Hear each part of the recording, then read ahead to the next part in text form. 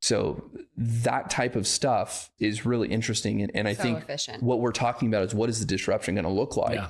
And the bottom line is AI right now is going to be covering a lot of the early entry-level white-collar jobs that are basic secretarial work, answering phones, all these kinds of things, which we did some research on. It looks like it's around 20 million jobs. Well, hold on. So this segment is AI disruption. Disruption. And who is going to get fired? Because it's going to happen. A lot of jobs are going to be lost to AI. But like, it's the truth here. And it's like... And it's the beginning of a new wave because yes, it's going to take other jobs, but I kind of want to have a discussion on when this happens, what does that look like? Because there's going to be new things and new challenges with AI that pop up that then humans are going to have to help fill gaps. So then what is that? We don't know fully yet what that looks like because this is the beginning of the AI disruption. So I actually asked Grok, what does job displacement look like?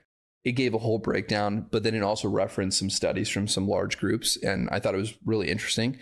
Goldman Sachs did a study in 2023 estimating 300 full-time jobs globally, with about 25% of tasks in the US and Europe being automatable, but roughly 7% of the workforce would face outright replacement. So 7%. Okay. McKinsey did a 2017 study where they said between 3 and 14% of the global workforce, which is 75 to 375 million people, or suggestion of 8%. The World Economic Forum this year noted 41% of employers plan to reduce workforce due to AI, but only 14 million jobs, 2% globally, are expected to be losses. Okay. Mm-hmm. Mm-hmm. And then MIT's Darren, I'm going to butcher it, Acemoglu, in 2024, they did a conservative view suggesting 5% of jobs over the next decade. That most roles will be augmented versus being eliminated. Mm-hmm. So there's some stats. Yeah. So I feel like they're all pretty like vanilla on that.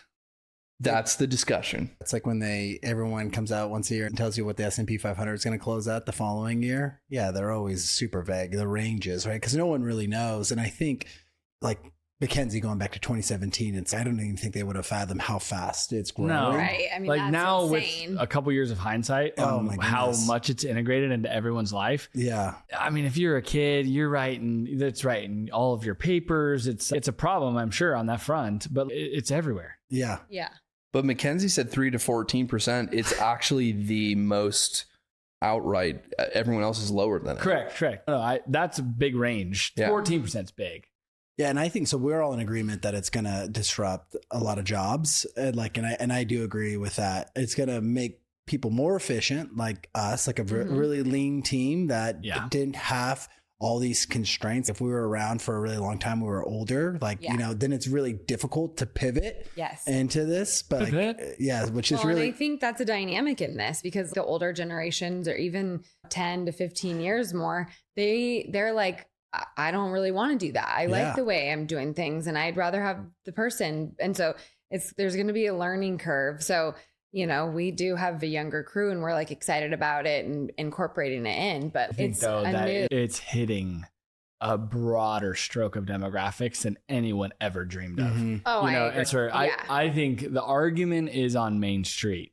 What happens? Because I think that these big institutions, whoever they are in their ivory towers, they don't know how like the guys literally in the little store in the coffee shop, how they've just eliminated an admin. Mm-hmm. And how Tide's turned a 4-hour task into 20 minutes. That's insane. We're not going to need to hire him another assistant anytime soon, And so I think your point. I'm kidding, but the point is there. I already have 2. I think we'll be fine.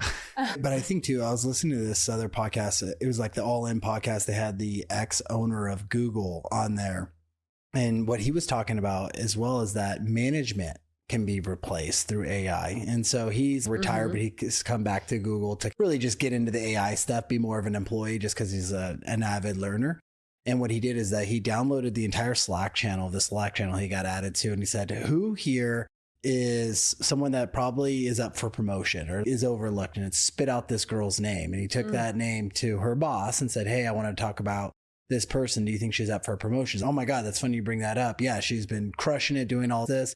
And so use that as an example that like management, I mean, even just think about when you like ChatGPT, when you do employee assessments, right? Like that was such a pain in the ass to do that. Like when you're at BlackRock, you're doing your yearly kind of goals and all that stuff. And then ChatGPT came around. It's like, all right, here's the things I accomplished. And then it writes it all out really nice, right? Yeah. But then I think just going even further to like the example that Tide said, it's not going to replace management because managers have to inspire people, right? Like a computer or whatever, that's, you got to inspire people, you got to lead.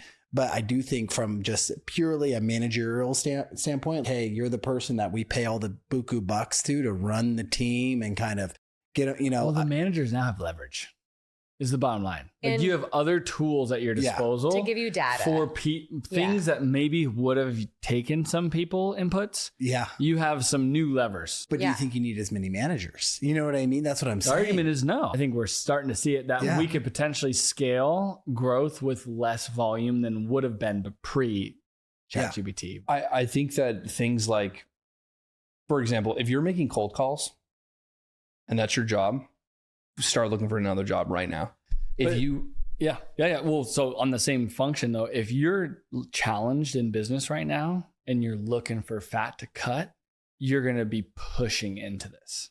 Correct. Of course. And that's where my like, I'm sensing kind of a change in the consumer confidence, the car dealers, the people selling retail. Like you're going to be leaning into where you can thin down your expense load.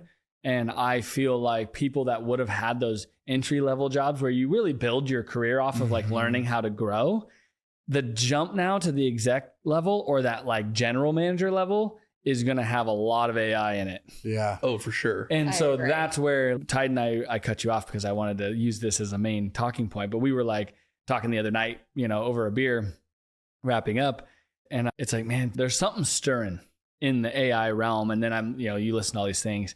I'm like, how many people, so I'll let you run with it, but like how many people are like general admin or baseline admins within the workforce in the US? Yeah, I think the question I asked the prompt was, how many Americans are working simple administrative jobs or predominantly answer phones? And the answer was 18.4 million people. And I think that's something that like literally is completely eliminatable today. The real thing that's happening is there's a delay on understanding. Because like I was just at a men's retreat and chatting with a guy. He's in digital marketing. He uses AI, but even he was behind 5 minutes ago's information, which is, for example, there's this new drop from China. It's called Minimax. And it does the full, it's insane how good it is. It will do full digital renderings. It looks real. You almost cannot tell the difference. If anyone wants to know what I'm referencing, Joe Rogan was just interviewing Charlie Crockett and they were talking about it. If you guys don't like Charlie Crockett, he's freaking phenomenal. But anyways, this is where my mind went, is like, I could have all my transcripts be completely uploaded. It would know exactly how I think about something. So let's say I'm a digital marketer. It now knows everything, my opinions on how I would market, how I would speak, how I would sell something. And then I pair that with this digital rendering software that looks new. You don't have to hire actors or actresses to do your advertisements. You don't have to hire design teams. You don't have to hire copy teams. You don't have to do any of it. It's all done for you in your own cadence, in your own tone, or not. You can manipulate it. There's so much it's going to completely eliminate. It's really mind-boggling. And Ben, you're experiencing that too with. Yeah, well, we're using it. And there are some people that I've heard, really smart people in AI that agree with this. I don't think it can replace sales fully, just because sales is being so relationship focused. No, I think it's a tool. 100% it's a tool for a sales team to answer questions that are, they tell the story, or we're learning that like people ask the bot on the computer screen a question that they're maybe insecure about asking or embarrassed to ask a human, but they'll ask a person. And so then we're able to capture that information and learn from it and add them to our FAQs or whatever. But then it'll be a great admin assistant. It's an admin for the assistant roll up tool. Or like the initial outreach. Yes. You call an agent. have a dynamic and schedule a call. All right, if you're enjoying this content, hit the subscribe button and turn on notifications, and check out the description below for our websites listed. Thanks a lot for joining.